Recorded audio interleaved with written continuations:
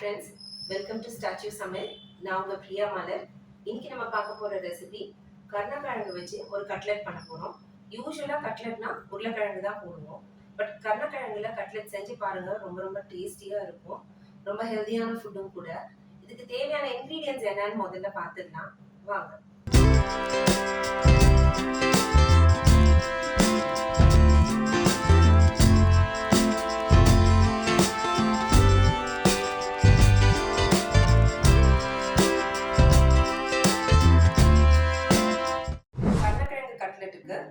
கருணக்கிழங்கு 1/4 கிலோ எடுத்திருக்கேன். அதை வந்து நல்ல பெரிய பிளாக்ஸா கட் பண்ணி மஞ்சள் பொடி சேர்த்து இந்த மாதிரி நல்லா வேக வச்சு எடுத்து வச்சிருக்கேன். கருணக்கிழங்கு நல்லா மழை வேகணும். ஸோ இந்த தண்ணியை வந்து நம்ம ஊத்திடலாம். ஏன்னா கருணக்கிழங்கு வேக வச்ச தண்ணியை யூஸ் பண்ண வேண்டாம், காரம் எடுக்கும்.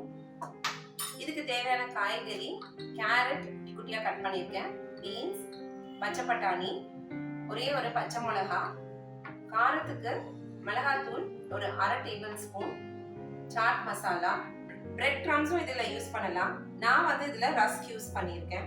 இன்னுமே கொஞ்சம் ஸ்வீட்டான ஒரு டேஸ்ட் கொடுக்கும், அதனாலதான். வாங்க இது எப்படி செய்யறதுன்னு பார்க்கலாம். கருணக்கிழங்கு கட்லெட்டுக்கு நான் சொன்ன மாதிரி ஆல்ரெடி கருணக்கிழங்க வேக வச்சாச்சு. அதுல இருக்க தண்ணியை ஃபுல்லா இருத்துடலாம். பாருங்க, கருணக்கிழங்கு நல்லா அப்படி சாஃப்டா அப்படியே கையில நசுக்குனா நல்லா நசுங்கணும். அந்த அளவுக்கு வேக வச்சு எடுத்துக்கலாம்.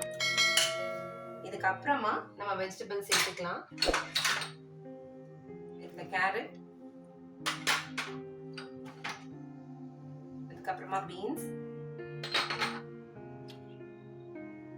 பச்சை மிளகா,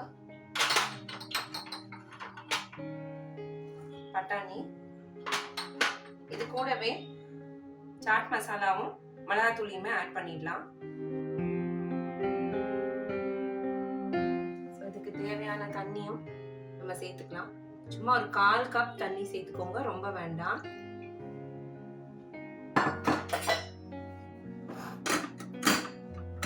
திரும்பவும் மூடி போட்டு சும்மா ஒரு விசில் வேக விடலாம். இந்த வெஜிடபிள்ஸ்லாம் குக் ஆகிறதுக்கு தான். கேரட்டும் பீன்ஸும் சீக்கிரமாவே குக் ஆயிடும். ஸோ ஒரே ஒரு விசில் விட்டு எடுத்துக்கோங்க.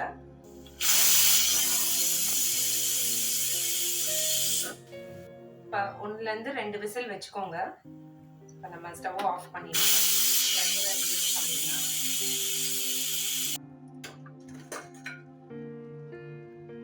நம்ம செக் பண்ணிக்கலாம்.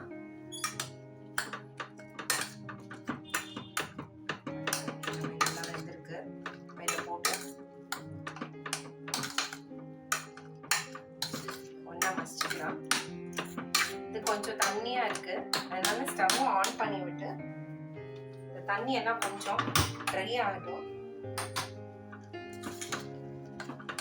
நல்லா மேஷ் பண்ணி விட்டுக்கோங்க. அதனாலதான் சொன்னேன், கருணக்கிழங்கு ஒரு 6 விசில் வச்சு எடுத்துக்கோங்க.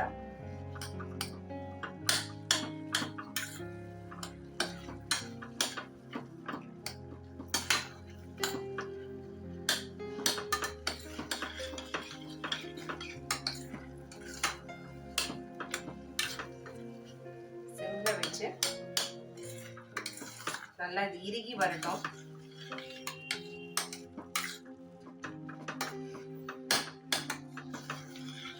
இதுக்கு தேவையான உப்பு நம்ம ஆட் பண்ணிக்கலாம்.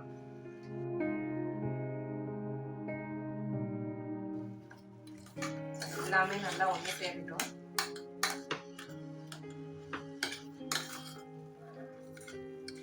கருணக்கிழங்குல கட்லெட் செஞ்சு பாருங்க, வித்தியாசமா இருக்கும்.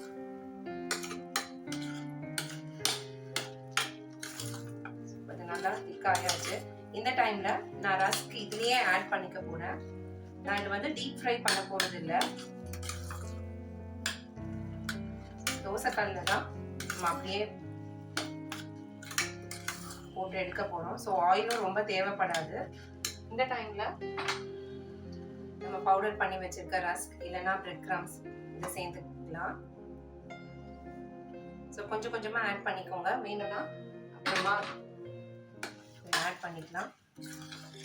நான் இதுக்கு வந்து ஒரு 1/2 பேக்கெட் ரஸ்க், இந்த பெரிய ரஸ்க் வரும் இல்லையா, அதை ஆட் பண்ணியிருக்கேன். பாருங்க, இதை சேர்த்த உடனே நல்லா திக்காவே வந்துருச்சு.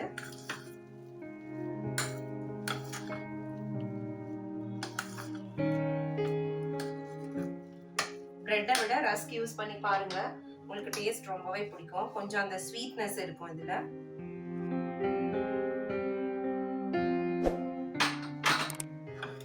இதெல்லாம் ஒன்றா நல்லா மிக்ஸ் பண்ணி இந்த மாதிரி டைட்டாக சப்பாத்தி மாவு கன்சிஸ்டன்சிக்கு வரட்டும்.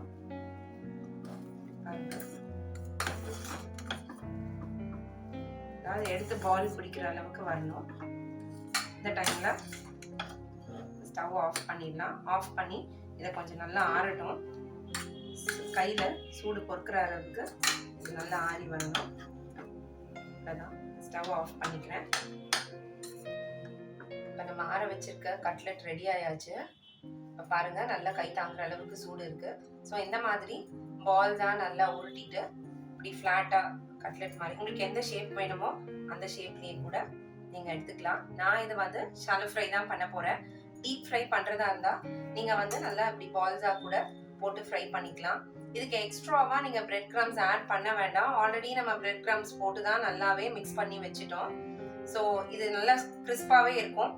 இந்த மாதிரி ஷாலோ ஃப்ரை பண்ணுறதுனால ஆயிலும் ரொம்ப செலவாகாது. ஹெல்த் கான்ஷியஸாக இருக்கவங்க இந்த மாதிரி ஷாலோ ஃப்ரை பண்ணிக்கலாம். ஸோ இப்படி ஒரு பேன் வச்சுட்டேன். கொஞ்சமாக இதில் ஆயில் ஆட் பண்ணிக்கலாம். நம்ம நார்மலாக அந்த கருணக்கிழங்கு ஃப்ரை பண்ணுற மாதிரி அந்த அளவுக்கு ஆயிலே ஆட் பண்ணிக்கலாம். நம்ம 2 ஸ்பூன் ஆயில் தான் இதில் ஆட் பண்ணியிருக்கேன். வேணும்னா அப்புறமா எக்ஸ்ட்ரா ஆட் பண்ணிக்கலாம். ஸோ இப்போ இந்த மாதிரி ஃப்ளாட்டாக பேட்டிஸ் மாதிரி நம்ம இதில் போட்டு ஃப்ரை பண்ணிக்கலாம்.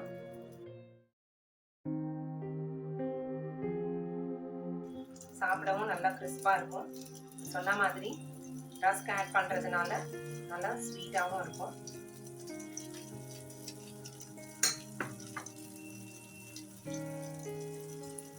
ஸோ இது ஆல்ரெடி பாயில்டு அப்படிங்கிறதுனால உங்களுக்கு அந்த லைட்டாக ஃப்ரை ஆனால் மட்டும் போதும். இப்போ எல்லாமே ஆல்ரெடி குக் தான்.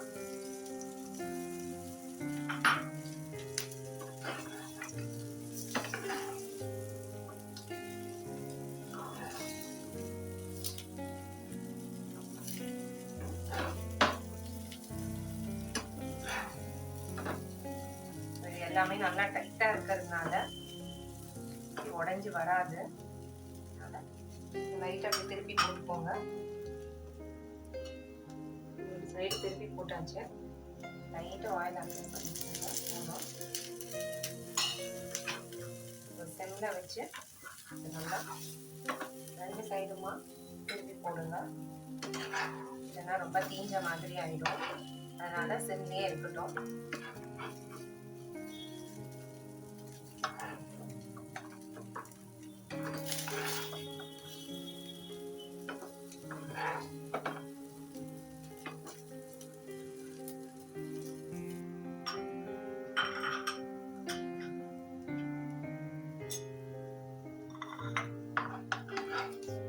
சைடுமே நல்லா குக் ஆயிடுச்சு.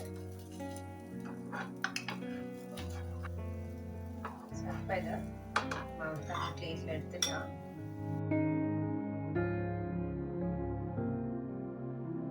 ஸோ கருணக்கிழங்கு கட்லெட் ரெடி ஆயாச்சு. நான் இது வந்து கெச்சப்போட வச்சு கொடுத்துருக்கேன். ஏன்னா கெச்சப்னா குழந்தைங்க விரும்பி சாப்பிடுவாங்க. பட் அதே சமயத்தில் கம்மியாக யூஸ் பண்ணிக்கோங்க, ரொம்ப ஜாஸ்தியும் கொடுக்க வேண்டாம். நான் சொன்னது கெச்சப்பை. கட்லெட் நிறையவே கொடுங்க, ரொம்ப ரொம்ப ஹெல்த்தியான ஃபுட் தான். இது எல்லா வெஜிடபிள்ஸும் சேர்த்துருக்கோம். ஸோ எல்லாரும் ட்ரை பண்ணி பாருங்கள். ஃப்ரெண்ட்ஸுக்கு இதை ஷேர் பண்ணுங்கள். இந்த ரெசிபியை கமெண்ட் பண்ணுங்கள். கண்டிப்பாக சேனலுக்கு சப்ஸ்கிரைப் பண்ணுங்கள். தேங்க்யூ.